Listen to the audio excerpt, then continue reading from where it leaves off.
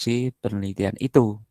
Jadi sebut saja ini menjadi sebuah urgensi gitu ya dalam mata kuliah metode penelitian kualitatif ini, pertemuan ke-10 dan kita bahas tentang deskripsi lokasi penelitian.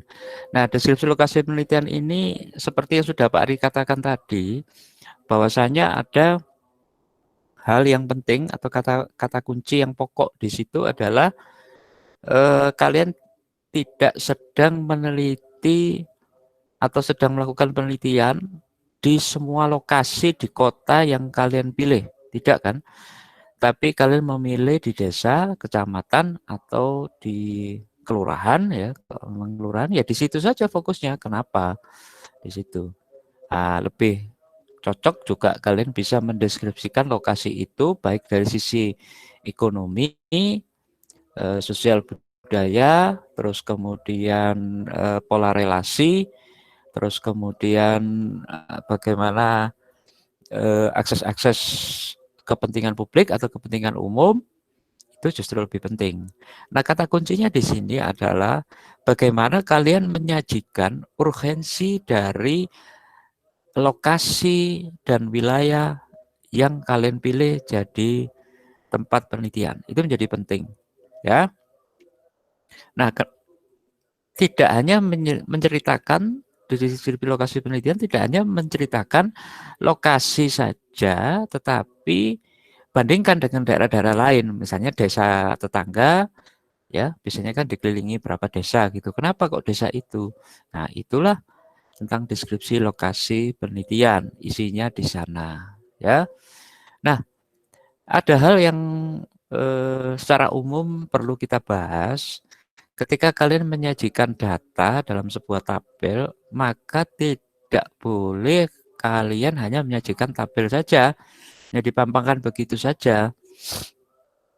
Tidak seperti itu. Tetapi data dalam sebuah tabel itu harus kalian jelaskan satu persatu, isinya apa, angka-angka yang ada di sana. Nah, rata-rata rata-rata dari yang saya baca kayaknya selesai dengan menampilkan data yang ada di tabel selesai. Nah, orang suruh membaca ini maksudnya apa dari data itu, dari tabel yang disajikan misalnya kalau pakai tabel. Jadi seperti gitu, ya. Nah, harus dijelaskan tabel ini maksudnya apa, kenapa, kenapa muncul angka-angka yang ada di sana, dan itu menjadi penting, ya kan? Nah, itulah makanya secara umum masih perlu penjelasan jika Anda menyajikan tabel yang ada dalam proposal ataupun laporan hasil penelitian kalian. Jadi seperti itu. Nah, itu yang paling menarik dan paling penting ada di penelitian kalian, ya. Nah, menginjak pada materi berikutnya tentang hasil dan pembahasan, nah saya akan contohkan, ya, saya akan contohkan seperti apa, jadi hasilnya seperti apa, pembahasannya seperti apa. Termasuk di sini adalah menginterpretasikan kembali eh,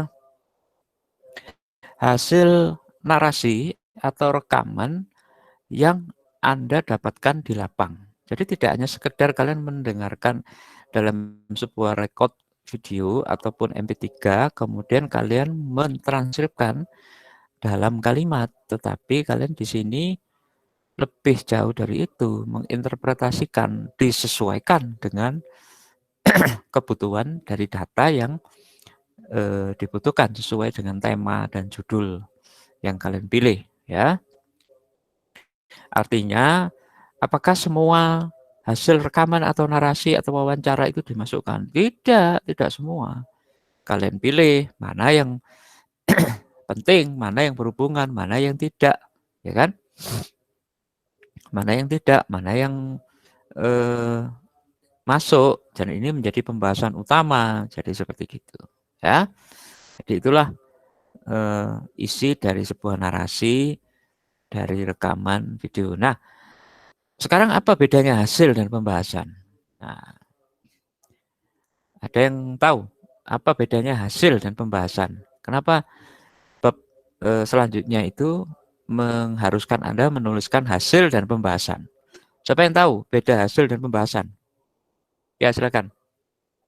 Irlina. Eh, kalau misalkan yang hasil itu mentahannya, Pak. Jadi kayak semacam belum diolah.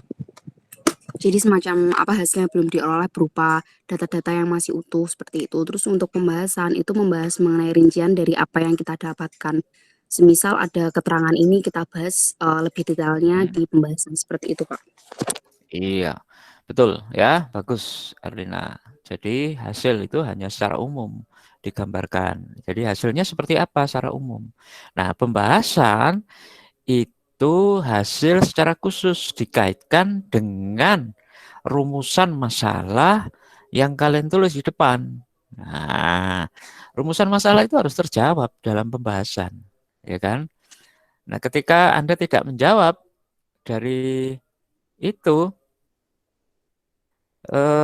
maka ya tidak akan tahu apa yang akan Anda dapatkan dalam penelitian itu. Nah, jadi seperti itu ya. Betul, Erina. Hanya tambahkan di sini tentang jawaban dari rumusan masalah yang sudah kalian buat. Jadi seperti itu. Ya, bagus. Baik, itu nampaknya kalian sudah jelas ya hasil dan pembahasan itu bedanya apa. Nah, berarti minggu depan kalian harus kumpulkan hasil dan pembahasan bagi yang belum. Beberapa sudah ada yang masuk, silakan dilengkapi. Saya kasih waktu sampai minggu depan ini kalian lengkapi hasil dan pembahasan. Nah, nanti tinggal minggu depannya lagi kesimpulan dan menutup. Sudah selesai. Jadi seperti gitu. Baik, saya akan contohkan. Nah, sebelum saya contohkan, saya akan coba cari. Ya, tunggu dulu ya. Saya akan coba cari filenya Pak Ari contoh.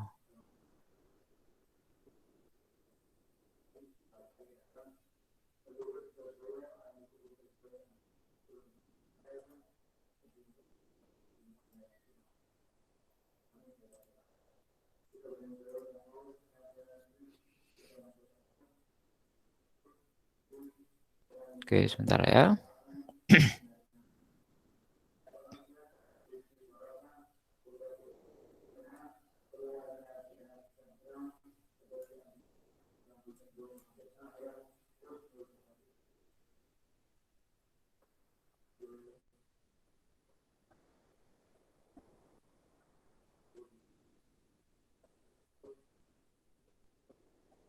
Oke, sebentar ya. Teknik analisis data, sebentar.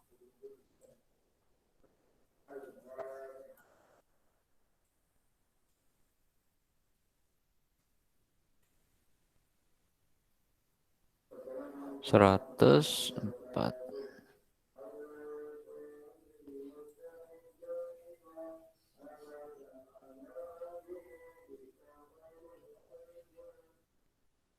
Seratus empat, sebentar. Nah, oke. Saya akan buka ya.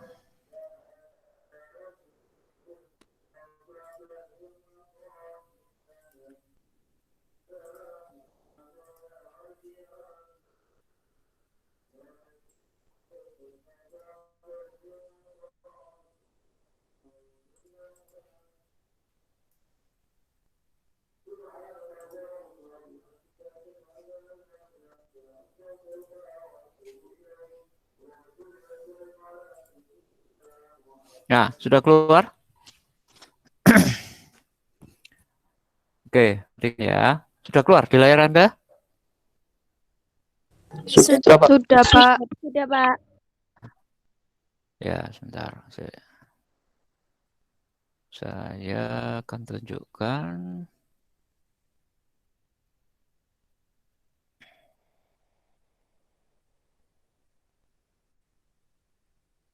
Sebentar. Ini.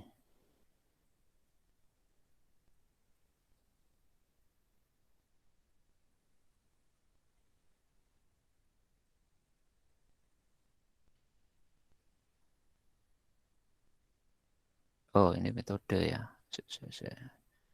Bab 4.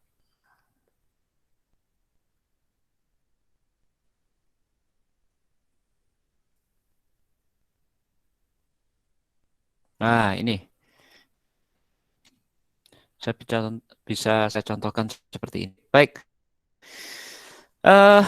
ini adalah hasil.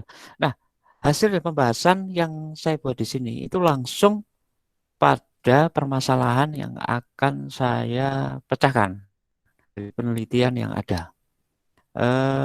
Bisa lihat semuanya? Bisa ya? Perhatikan di sini. Bab 4 ini mengenai hasil dan pembahasan. Ya, ini langsung. Jadi saya sebenarnya sudah tidak perlu, kalian sebenarnya ya bolehlah masih menuliskan hasil dan pembahasan boleh. Tetapi di sini itu langsung. Perhatikan di sini loh, ini loh. Ada sebuah judul, ada sebuah topik yang menarik yang menjadi eh, tema dari penelitian yang akan saya pecahkan. Coba perhatikan. Eh, ada yang mau membaca? Ada yang mau membaca? Supaya kita berinteraksi, tidak ngantuk. Saya, Pak. Siapa? Ya, silakan Sul. Bab 4. Seperti yang sudah diuraikan di bab 1, bahwa kelompok intelektual menempati posisi di Judul, Sul. Sebentar, Sul. Sul. Iya. Judulnya. Bab 4. Oh. Bab 4 yang merah. Bab 4, kaum intelektual, Silakan, Sul. pandangan dilematis, potret pertarungan intelektual anti korupsi. Ya, terus. 4.1, meneguhkan peran, menyemaikan idealisme, pertarungan yang tak pernah usai. Ya. Seperti yang sudah... Sebentar, Sul. Nah, perhatikan di situ. Ketika kalian menampilkan sebuah subjudul, diharapkan kalian seperti ini. Jadi kalian sudah langsung tidak memberikan ini lagi, teori lagi, tapi langsung pada hasilnya seperti apa secara umum. Oke, Sul, lanjutkan. Seperti yang sudah diuraikan di bab 1, bahwa kelompok intelektual menempati posisi di kelas menengah seperti yang sudah dijelaskan dalam buku Cendekiawan dan Politik, Hatta 1983 halaman 1-20, tentang tanggung jawab moral kaum inteligensia, Sujatmoko tahun 1983 halaman 25-49, tentang peranan intelektual di negara sedang berkembang, peranan cendekiawan dalam pembangunan nasional, menurut Sumarjan tahun 1983 halaman 50-68. Kaum cendekiawan di Indonesia menurut Bahtiar tahun 1983 halaman 73-86, dan cendekiawan pijar-pijar kebenaran menurut Mangunwijaya pada tahun 1983 halaman 92-100, dan kaum intelektual dan teknokrat mencari definisi. Menurut Sukito, tahun 1983, bab 7, memberikan sebuah gambaran bahwa di Indonesia mulai bermunculan kelas menengah ini dan menampakkan peran yang sangat sentral dalam bernegara dan politik kekuasaan saat itu tahun 1945 sampai 1966. Oke. Saya tak naikkan, Sul. Oke, sejalan. Oke, Sul, lanjutkan. Sejalan dengan pemikiran tentang peran kelas menengah intelektual tahun 1996, Ariel Herianto menulis dengan tajam bahwa kelas menengah bukan ratu adil menurut Herianto pada tahun 1994. Tulisan Ariel Herianto yang sangat kritis ini seakan meneguhkan mitos dan peran kelas menengah di Indonesia. Genealoginya lahir dari kelompok intelektual, borjuasi baru, dan filantropi. Sementara kelompok borjuasi baru. Oke, sekarang saya mau tanya pada Anda, adakah definisi dan terminologi yang saya tulis? Jelas nggak ada, ya. Jadi di sini itu saya sedang ingin menjelaskan bahwasannya temuan-temuan yang sejalan, yang homogen itu kita tuliskan dan kita rangkum dalam bentuk sebuah eklektik, ya. Nah, kemudian di akhir sini ya seperti gini. Nah, coba perhatikan. Saya tarik warna merah. Nah, akhir dari literasi yang homogen itu saya pilih tulisan yang paling utama, yang paling pokok dan akan saya pakai. Nah, langsung saya cabarkan. Cabar, istilah Aris cabar itu menjelaskan kembali dengan bahasa saya, ya, bahasa kalian juga. Nah, coba perhatikan di sini ya. Tulisan Ariel Heranto yang sangat kritis ini seakan meneguhkan mitos dan peran kelas menengah di Indonesia. Genealogi lahir dari kelompok intelektual, burjuasi baru, dan filantropi. Dari sana, kalian diharapkan menjelaskan posisi penelitian ini itu yang cocok untuk gerakan anti korupsi yang Pak Ari tulis di sini itu berasal dari kelas menengah kan itu. Tanpa kalian menjelaskan apa sih definisi kelas menengah kan enggak toh. Nah, jadi seperti itu. Nah, ini adalah hasil dan membahas secara umum. Nah, perhatikan di sini.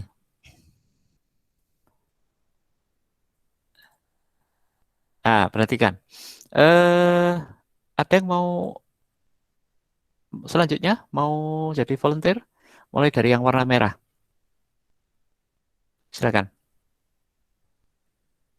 Ada yang mau jadi volunteer membaca?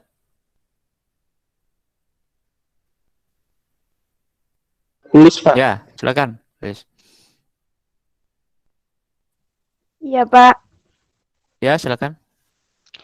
Hal ini juga dikemukakan oleh AMF bahwa kegenitan kelompok intelektual seperti manusia setengah dewa, meminjam istilah lagu Iwan Fals. Berikut penuturan AMF. Seakan-akan mereka manusia setengah dewa ini yang bicara akhlak, moral, dan etika sangat pandai dan sangat hebat serta terdepan. Tapi sebenarnya hanya sebuah topeng atau kedok menutupi perbuatannya yang menjadi aktor utama koruptor. Begitu juga kegenitan yang dimaksud di sini kehidupan sangat glamor atau borju, ganti mobil, HP, dan memiliki jumlah simpanan kepemilikan rumah dan tanah yang mewah serta beberapa aset kepemilikan saham dalam perusahaan. Apalagi dahulu sebelum menjadi pejabat tidak memiliki aset yang banyak, tiba-tiba setelah menjadi pejabat publik yang penting memiliki beberapa aset yang di luar batas kewajaran. Keawajar. Patut kiranya kita harus mencurigai seperti Akil Mokhtar contohnya. Tidak patut kiranya pejabat publik hanya kaya setelah memiliki jabatan. AMF 2016. Dari Ya, penuturan oke teruskan. Oh, dari dari penut penuturan berhenti. Oh, ya, Pak. Oke. Nah, ini yang saya maksud. Kalian harus memakai kata-kata kunci seperti ini. Nah, ketika kalian tidak menjelaskan dari penuturan AMF, kan ini AMF cerita tentang subjek penelitiannya Pak Ari nih, ceritakan, ya kan? Dari subjek penelitian saya singkat namanya karena saya rahasiakan. Maka yang paling penting di sini, nah itu dari penuturan AMF, nah, seperti berrelasi terus ya, berhubungan. Jadi seperti gitu. Coba teruskan. Dari penuturan AMF seperti di atas, tampak ada kegelisahan dan pesimistis dan intelektual untuk mencoba menjauhi publikasi yang berlebihan. Dari intelektual, yang teliti. oh ya, dari intelektual untuk mencoba menjauhi publikasi yang berlebihan serta hingar-bingar. Hal ini seperti lebih jauh beliau hendak menegaskan ketika seorang memiliki peran di publik dalam hal ini sebagai penjaga konstitusi atau undang-undang sudah menjadi keharusan untuk berkomitmen menjaga kode etik dan harus bias memisahkan dengan peran pribadi personal dalam pergaulan sehari-hari. Menjauhi popularitas kegenitan dalam pergaulan sosial, apalagi sekarang media sosial punya banyak ruang berkomunikasi dengan mudah seperti WhatsApp, BBM, atau Facebook. Oke. Coba perhatikan di situ. Nah, dari hasil narasi ini sudah tidak murni hasil rekaman, tapi sudah olah data. Dan ini adalah cara untuk mengutip warna biru ya. Itu. Nah, warna biru ini kalian harus punya kata kuncinya. Tulis dari penuturan. Nah, dari penuturan. Nah, jadi seperti gitu. Nah, ini mulai mengerucut di sini. Coba perhatikan. Penuturan AM di atas, saya bacakan ya. Penuturan AM di atas sepertinya menjadi sebuah kerisauan peran intelektual yang ada pada kondisi sekarang. Begitu banyaknya intelektual sebagai pengamat, baik itu di televisi, media sosial, dan beberapa cetak media yang lain. Seakan-akan menyuarakan kebenaran, tetapi sebenarnya tidak terasa menjadi legitimasi dari rezim yang berkuasa. Sebagai seorang intelektual memegang teguh idealisme harus memilih keberpihakan pada kebenaran. Dan ini menjadikan hal yang sangat langka. Jadi ada beberapa kalimat yang hilang ya. Ini belum saya edit ya. Jadi seperti itu. Oke, saya stop dulu sampai di sini. Kita diskusi. Nah, coba perhatikan. Nah, ketika kalian tadi membaca sekilas dari cara menarasikan kembali, menuliskan ya, itu kalian akan punya contoh nantinya. Nah, contoh-contoh itu adalah contoh yang dipakai untuk penelitian kualitatif. Nah, kebetulan ini adalah contoh metode penelitian fenomenologi, tapi sebenarnya sama, baik itu etnografi, baik itu grounded research, studi kasus, cara mengutip, memberikan contoh, menarasikan, mengkaitkan, merelasikan dengan rumusan masalah yang Anda mau jawab, maka contohnya seperti itu tadi. Oke, silakan. Ada yang ditanyakan dari yang sudah Pak Ari presentasikan tadi. Jadi saya berikan contoh. Ada yang ditanyakan. Jadi ya silakan ya sambil nanti berpikir, bertanya, saya sambil menjelaskan. Jadi antar paragraf itu seakan-akan hidup, jadi tidak terpotong. Ya, ketika kalian mencoba untuk menjelaskan atau menarasikan, kemudian breakdown lagi di bawahnya, perhatikan tadi ada kata kuncinya. Penuturan si A, si B, si C, si D. Nah, kan gitu ya. Nah, itu penelitian Anda itu menjadi hidup seakan-akan. Jadi keterangan seperti kutipan tadi itu menjadi data yang menjadi penguat dari penelitian kalian. Nah, penelitian kualitatif itu adalah penelitian yang harus kuat dengan kekuatan narasi-narasi yang kalian dapatkan di lapang. Ketika kalian tidak kuat, maka penelitian ini orang akan ragu, benar enggak? Kok enggak ada apa yang ditemukan menjadi penguat jawaban dari rumus masalah. Jadi seperti itu, ya. Oke, silakan. Ada yang ditanyakan? Dan sudah. Saya Pak. Ya, silakan Sul. Nah, jadi gini kan berarti dari semua narasumber yang kita wawancara kita hanya ambil yang bisa menjawab untuk rumusan Ya, masalah kita ya Pak. iya betul. Tidak semua.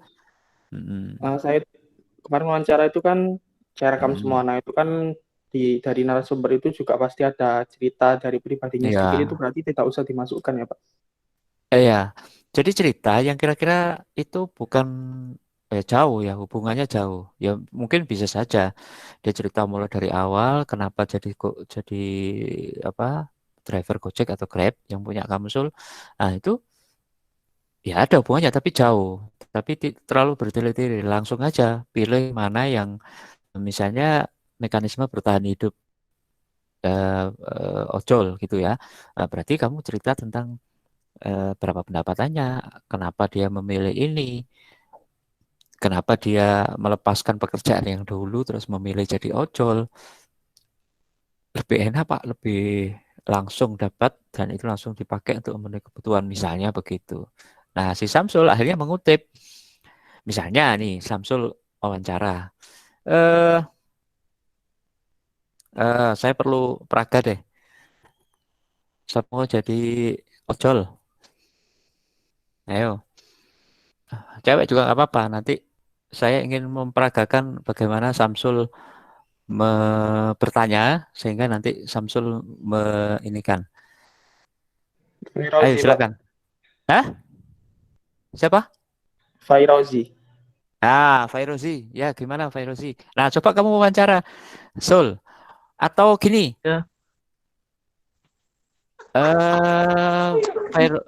Fairozi sebagai ojol diwawancarai oleh Samsul. Coba. Sul. Ya. Coba. Coba. Seakan-akan kamu menjadi pura-puranya ya, pura-puranya. Kita dengarkan bersama nih peragaannya seperti apa. Coba Sul. Ya Pak. Jadi ini Pak Fairozi, setelah ini kan waktu pandemi beberapa waktu terakhir ini, apakah ada penurunan penurunan pendapatan selama pandemi ini, dan langkah apa yang Bapak lakukan untuk bisa survive di tengah pandemi ini? Ya, silakan Ya, jawab. ya kalau penurunan sih jelas ada ya Mas.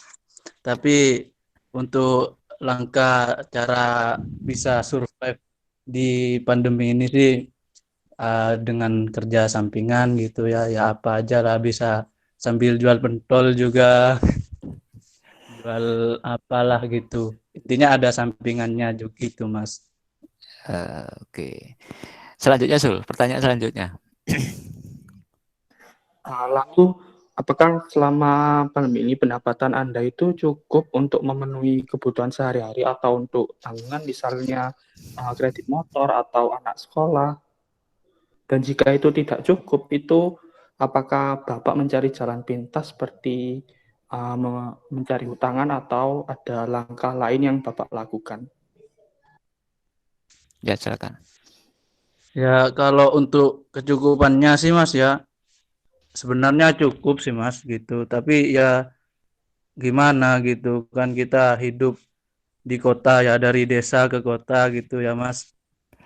Kalau untuk apa namanya, apa tadi pertanyaannya kok lupa ya. Untuk mencukupi Jalan pintas kebutuhan. ya. Iya. Ya jalan pintas sih ya tetap ngutang sih Mas. Emang harus gitu sih. Karena masa depan anak, untuk menyekolahkan anak itu lebih saya perjuangkan seperti itu Mas. Oke, good. Bagus.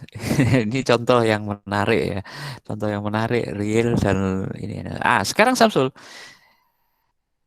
Coba kamu simpulkan sekilas. Kamu bisa menceritakan Sul.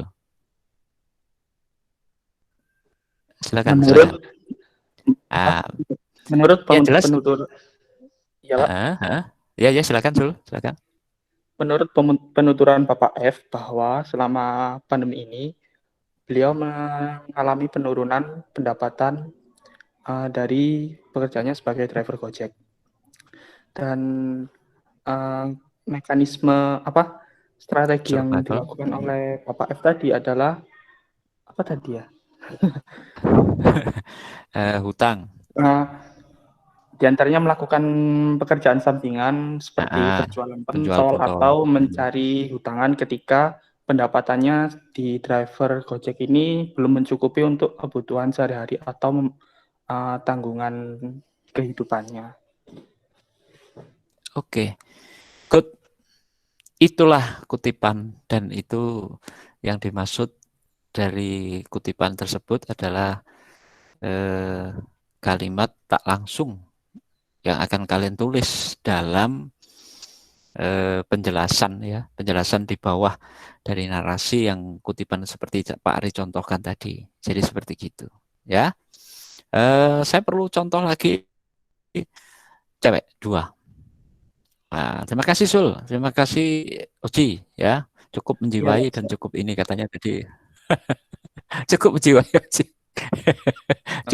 di message itu anak-anak guyon itu. Oke. Saya butuh 2 orang ya, 2 orang perempuan. Ulfi sama Ulis, diperagakan. Ya, silakan. Tentang apa? Mau wawancara apa? Siapa yang jadi penelitinya? Siapa yang jadi subjek penelitiannya? Oke, silakan.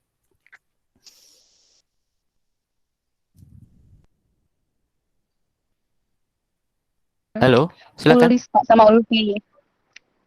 Ya, silakan. Ceritakan dulu penelitianmu tentang apa. Nanti penelitianmu tentang apa? Pasti penelitian si Ulfi tentang apa? Nah, nanti subjek penelitiannya harus apa?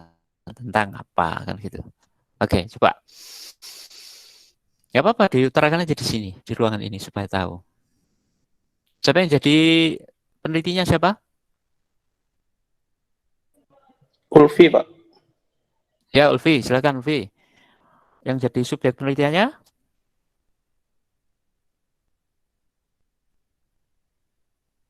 Halo. Yang jadi subjek penelitiannya?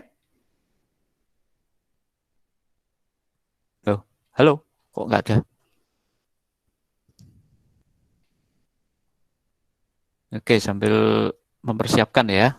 Apa apa perlu ada yang siap? Yang sudah siap? Nah, sambil mempersiapkan atau mungkin ada yang ingin eh, mengganti, silakan. Saya akan bahas dulu ya. Jadi begini, nanti kalau sudah siap bilang, Pak, saya sudah siap gitu. Nah, jadi seperti itu. Nah,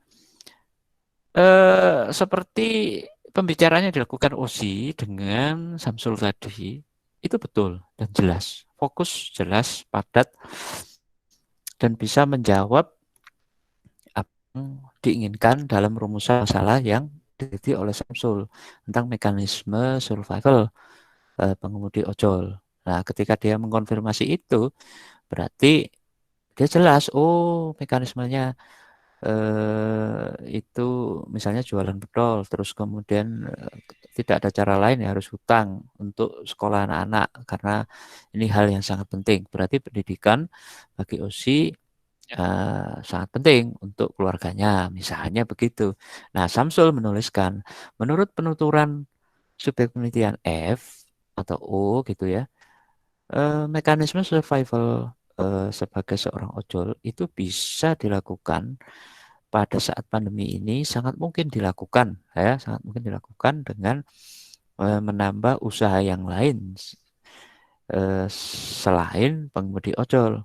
Misalnya jualan pentol, jualan apa begitu ya.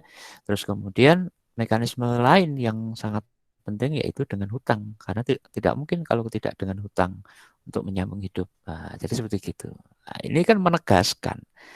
Jadi setelah Samsul menuliskan penuturan, maka di paragraf selanjutnya Samsul harus menegaskan, harus menuliskan ya.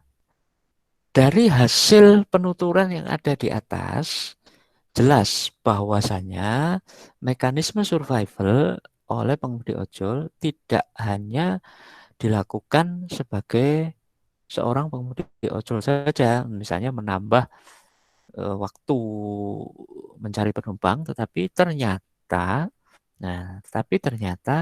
pengemudi ojol itu meragamkan penghasilan atau pendapatan atau pekerjaannya selain menjadi ojol, yaitu penjual pentol ataupun bisa dilakukan dengan hutang. Jadi seperti itu. Ya, itu menjadi menarik, jadi hidup penelitiannya. Nah, itulah yang disebut sebagai bentuk relasi-relasi dari kalimat antara peneliti dan subjek penelitian di hasil dan pembahasan. Ini kita masih hasil ya, masih hasil. Jadi seperti itu. Oke, ada cewek, perempuan? Ayo. Tadi kok hilang? Mungkin Erlina? Mungkin Erlina dengan Halo, siapa Pak. ini? Tapi saya Ya, itu sama Pak, siapa? apa namanya? Wawancaranya itu. Kalau misalkan buat contohnya nggak wawancara saya gimana Pak? Soalnya kan tentang mantu bubak gitu loh Pak, nggak semua di daerahnya itu ada. Jadi pakai penelitian lain gitu misalkan tanya-tanyanya. Oh, oke.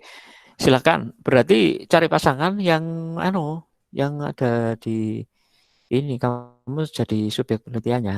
Ya, dari subjek penelitiannya. Jadi yang diteliti, kamu yang jadi teliti. Cari siapa Oh pasangannya? iya iya. Hmm, teman-teman nggak ada yang kita mengajukan diri. Saya nggak tahu Pak mau ngomong ke siapa. Sumiati. Sumiati. Sumi. Ya, Sum, gimana Sum? Ayo Sum. Iya Pak, hadir Pak. Ya, silakan Sum. Eh, Erlina sebagai subjek penelitianmu, kamu meneliti tentang apa sih? Tentang apa? Saya tentang itu Pak, bunuh diri, stres Pak, gara-gara Wah, stres. oh, coba kamu punya subjek penelitian, Erlina itu. Nah, kamu seorang peneliti dan kamu subjek penelitiannya adalah Erlina. Coba kamu tanyakan beberapa hal seperti Samsul tadi lah. Ayo gimana? Apa Latihan berarti ini, kan latihan. dia kan bahasnya kan tentang depresi, tentang bunuh diri. Berarti yang diwawancara subjeknya ini orang yang depresi atau orang yang mau Ya, bunuh orang diri yang atau depresi. gimana? Ya, itu. Kenapa, kenapa tidak Ya, saja silakan. menjadi penelitinya Pak? Lu jangan, kamu yang meneliti. Harusnya terbalik, Pak. Harusnya terbalik, Hah? Pak. Saya yang meneliti, saya yang bertanya, kemudian Sumi yang Saya menjawab karena Sumi ini sudah memiliki tanda-tanda, Pak. Ngawur aja kamu. Udah, Erlina jadi subjek penelitian aja, yang Sumi jadi penelitinya. Silakan, silakan. Ya, Siap, ya. Pak. Siap. Silakan. Oke, silakan tanyakan. Silakan Sum. Baik Pak. Nah, Jadi Novi sebagai mahasiswa yang stres karena banyak tugas gitu ya Pak ya, ceritanya. silakan. Wis sembuh apa wis karo. Ya, silakan. Mbak Erlina Novita, Iya, eh, dengan saya sendiri. saya boleh menanyakan, ya intinya bertanya. Iya, Pak, boleh. saya Pak cuma nyontoy dulu tapi saya Ya, silakan. Ya, langsung. di balik saya, Pak Erlina yang jadi peneliti, saya yang jadi subjek. Oh gitu, ya wes terserah wes. Ayo gimana? Ya udah, Saudara Sumi. Iya, hadir Mbak Erlina. Jadi saya ingin bertanya, selama ini kan kita mengamati bahwasanya selama pandemi ini banyak sekali mahasiswa yang mengalami depresi, termasuk Mbak Sumiati sendiri. Menurut Anda, apakah benar seseorang mahasiswa yang depresi dikarenakan tugas itu akan memiliki persentase yang banyak melakukan hal bunuh diri? Dan kira-kira apa sih yang menyebabkan kok sampai menuju ke ranah itu? Karena saya pribadi juga sering mengalami stres, maka jawabannya tuh simpel Mbak Erlina. Asalnya saya kan tipe orang yang pemikir, maksudnya apa-apa tuh diambil pusing dan dianggap beban gitu. Jadi itu menjadikan saya memberikan peluang terhadap saya untuk memikir bahwa masalah saya itu akan selesai dengan bunuh diri gitu Mbak Erlina. Oh, berarti Ya. ada hubungannya dengan apa ya, semacam pesimistik gitu ya, Mbak ya? Apakah Iya. hal ini termasuk juga dilakukan ketika Mbak Sumi ini memikirkan sesuatu yang lain terkait tugas, misalkan apabila menyelesaikan sebuah target tidak bisa ingin bunuh diri seperti itu, atau memang khusus tugas-tugas kuliah atau tugas-tugas berat yang lainnya saja? Mungkin jika teman-teman tidak seperti itu, tapi kalau saya pribadi ya sering begitu. Saya sering menganggap intinya kalau bunuh diri itu adalah solusi paling akhir dan paling mantap yang bisa dilakukan jika sesuatu sudah tidak bisa kita lakukan gitu Mbak Elina. Oh baik, lantas berarti selama ini belum ada tugas yang terlalu berat ya, karena saya belum menemukan Anda bunuh diri gitu. Alhamdulillah ya tidak ada. Soalnya saya mengerjakan dengan enjoy dan dengan perasaan bahagia. Jadi saya tidak menganggap itu sebagai beban. Alhamdulillah. Oh, alhamdulillah kalau seperti itu. Kemudian saya ingin menanyakan satu pertanyaan lagi. Bagaimana cara Anda selama ini semacam mempertahankan diri agar tidak melakukan hal yang seperti itu? Kan Anda tadi mengatakan bahwasanya setiap masalah yang terlalu berat bagi Anda akan bunuh diri. Terus kemudian apa yang membuat Anda bertahan hingga saat ini? Karena dalam Islam diajarkan bahwa bunuh diri itu tindakan yang dosa dan masuk neraka. Saya mikirnya itu Mbak Lina. Terus kayak kalau misalkan saya bunuh diri nanti saya masuk neraka gitu Mbak Er. Jadi Itu salah satu alasan pertama saya nggak ngelakuin bunuh diri. Terus yang kedua saya mikir kalau saya bunuh diri ntar kasihan keluarga saya jadi bingung terus jadi malu. Terus saya bisa masuk berita kemana-mana kan nggak lucu gitu Mbak Erlina. Takutnya keluarga saya menanggung malunya saya yang bunuh diri itu. Oke, cukup. Iya, hati-hati Erlina, Mas. coba simpulkan dalam sebuah kalimat state Menurut penuturan argument. menurut penuturan dari saudara S yang memberikan pendapat mengenai bunuh diri, bahwasanya bunuh diri seringkali dilakukan oleh orang-orang yang merasa overthinking dan menganggap segala masalahnya jadi berat, dan ini berkaitan dengan psikologis dari masing-masing individu tentang bagaimana menyelesaikan suatu masalah. Kemudian dalam suatu hal mereka masih bisa mempertahankan diri mereka untuk tidak melakukannya seperti itu hanya dari beberapa orang ketika memiliki sebuah dasar yang kuat. Salah satu faktornya yaitu tentang spiritual, yakni keagamaan. Kemudian faktor secara real life yakni mempertahankan harga diri keluarga. Seperti itu, Pak. Oke. Nah, itu hasil ya, cukup ya. Sudah. Terima kasih Sapa Sumi dan Erlina. Cukup menarik ya, diskusi cukup menarik. Jadi saya baru tahu ini bahwa ada mekanisme seperti itu dan itu menjadi dasar ya. Nah, baik. Apa yang diutarakan oleh Samsul dan Erlina tadi itu menunjukkan bahwasannya kalian sebenarnya sudah bisa. Nah, tinggal menyempurnakan dengan kata-kata kunci tadi menurut penuturan si A, si B, si C, si D dalam hasil penelitiannya mengatakan bahwasannya ini jadi seperti tadi yang dikatakan oleh Erlina itu. Nah, itu hasil. Nah, pembahasannya kaitkan apa temuan dari si Erlina tadi dengan rumusan masalah yang diajukan oleh Sumi, ya kan? Ini kan penelitiannya Sumi sebetulnya ya. Nah, jadi seperti itu. Kaitkan nanti Sum dengan rumusan masalah yang hendak yang kamu jawab. Nah, jadi seperti itu. Nah, setelah kamu mengetahui hasilnya, kemudian rumusan masalah dibahas, ya sudah selesai. Nah, kan jawab. Nah, jadi seperti itu. Nah, sebenarnya sederhana. Tahu caranya, tahu ilmunya, tahu keywordnya, ya kan? Menurut penuturan si A, si B, si C, si D, nah itu yang paling penting di sana. Oke, baik, terima kasih ya. Jadi praga-praga ini memberikan sebuah contoh yang jelas, nah tinggal kalian nanti mengaplikasikan dalam bentuk tulisan. Jadi seperti itu ya. Baik, ada yang ditanyakan dari yang sudah ada atau mau satu lagi? Nah, sekarang cewek sama cowok. Ada yang mau? Dari Praga? Tidak ada. Ya udah. Ya berarti sudah jelas lah ya. Kayaknya sudah jelas dan sudah paham kalian. Nah, nanti coba aplikasikan itu dalam bab selanjutnya tentang hasil dan pembahasan. Nah, nanti ada yang tanya?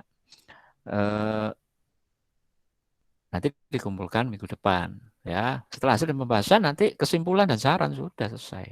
Jadi seperti itu. Nah, sederhana saja, tapi yang penting jelas. Nah, jadi seperti itu. Nah, yang paling penting di sini adalah metodologi. Nanti saya akan bedah ya, minggu depan saya akan bedah betul metodologi apa, nanti kaitannya apa, dan caranya untuk mengutip seperti apa, dengan gaya fenomenologi seperti apa, grounded seperti apa, studi kasus seperti apa, ada caranya. Nah, terus kemudian etnografi seperti apa, ya kan? Etnometodologi seperti apa, nanti ada caranya mengutip itu dari pembicaraan ini. Nah, saya pikir itu dari Pak Ari, dan saya pikir cukup ya, kuliah ini sudah cukup, sudah 1 jam, sudah cukup. Sebelum saya tutup dan saya akhiri, nah, silakan, siapa ini tanya? Samsul. Ya, Sul, silakan Sul. Berarti untuk semua subjek informal itu harus kita samarkan ya Pak. Terus yang kedua, kan pasti jawaban dari masing-masing informan itu berbeda-beda. Nah, dari itu semua nanti kita jadikan satu untuk menjawab rumusan masalah di pembahasan itu. Ya, jadi seperti gitu. Betul, Sul. Perhatikan di sini, betul yang ditanyakan Samsul atau yang Pak Ari katakan tadi, tidak semua hasil wawancara atau narasi itu merupakan jawaban. Kok usah ditampilkan semua, ngapain? Yang ditampilkan adalah yang berhubungan dengan rumusan masalah yang akan kalian jawab, kan gitu, ya kan? Karena ketika kalian wawancara kan orang akan cerita, ini nggak mungkin kita hentikan kan. Sudah Pak, saya nggak butuh itu kan, nggak mungkin. Jadi seperti itu. Maka pilih kutipan-kutipan yang memang ada hubungannya dan menjawab dari rumusan masalah itu. Ya betul, Sul. Gitu, Sul. Ada lagi yang lain? Saya Pak Ada. mau nanya Pak, Ya, Teguh, gimana Teguh? terkait dengan hasil penelitian tersebut, berarti kita jawaban dari masing-masing responden juga dicantumin ya Pak, atau gimana Pak? Ya, jadi jawaban dari masing-masing responden, misalnya kamu wawancara ada 5 responden. Ternyata dari 5 itu yang jawab hanya 2 atau bahkan mungkin hanya 1, ya 1 aja. Jadi banyak sedikitnya responden itu tidak berpengaruh pada penelitian kualitatif, tapi kedalaman dari jawaban itu yang dicari. Nah, memang beda kan? Paradigmanya kan berbeda, induktif deduktif atau deduktif induktif, ingat ya, jadi seperti itu. Gitu, Teguh.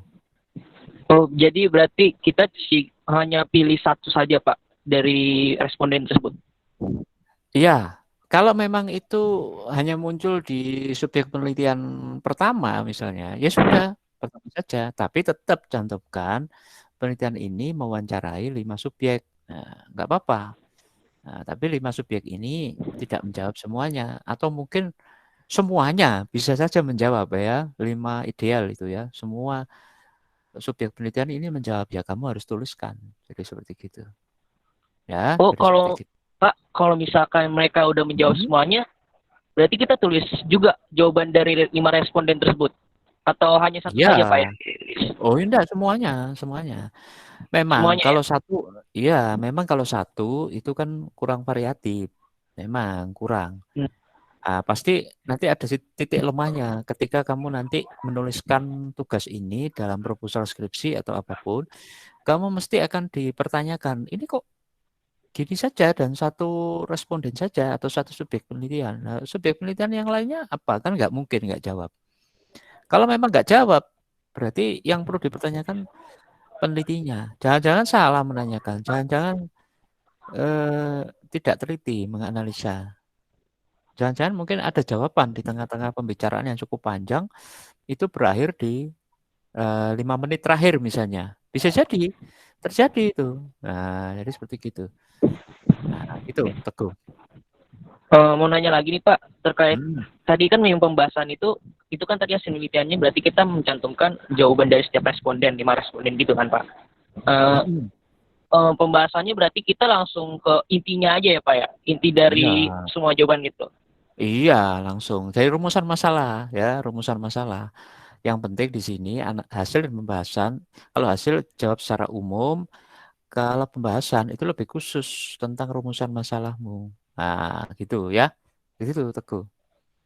Sekali lagi Pak, pertanyaan lagi Pak, terkait dengan ini subjek penelitiannya ini respondennya kita samarkan namanya atau gimana Pak? Semuanya Pak dari 5 responden ini. Samarkan aja lebih bagus. Samarkan aja ya Pak ya. Kode etiknya gitu. Oke Pak, terima kasih Pak. Yo. Sama-sama. Oke, ada yang lain? Oke, nggak ada. Baik, kalau nggak ada ya sudah, saya tutup. Jadi hari ini saya menyimpulkan bahwasanya kita membahas tentang hasil dan pembahasan. Pak Ari sudah contohkan dan sudah diperagakan juga oleh teman-teman kalian ya, Samsul dan Ozi serta Erlina dengan Sumiati itu sudah menjadi jelas. Saya pikir itu sudah jelas. Ya, contohnya di situ ada kalimat-kalimat keyword, kata kunci menurut penuturan si A, si B, si C, si D. Itu hasil. Nah, pembahasannya ya membahas tentang rumusan masalah lebih khusus. Ya, kalau hasil secara umum. Nah, secara umum pandangan kamu secara umum gimana? Mesti kan responden memberikan sebuah penjelasan secara umum, ya. Nah, secara khusus, baru dijelaskan dalam hasil dan dalam pembahasan. Jadi seperti itu, ya. Baik, itu kuliah kali ini kita membahas tentang hasil dan pembahasan yang mungkin nanti saya akan kirimkan, ya. Saya akan kirimkan rekaman ini mungkin agak nanti ya. Saya render dulu, saya kirimkan. Terima kasih atas perhatiannya, atas keaktifan kalian semua. Saya akhiri. Wabillahi taufiq wal hidayah. Assalamualaikum warahmatullahi wabarakatuh. Selamat sore. Sehat-sehat dan salam dengan keluarga. Ya. Ya, Waalaikumsalam. Terima kasih, Pak. Waalaikumsalam warahmatullahi wabarakatuh. Terima kasih, Pak. Waalaikumsalam Ya. warahmatullahi wabarakatuh, Pak. Ya. Nanti rekamannya saya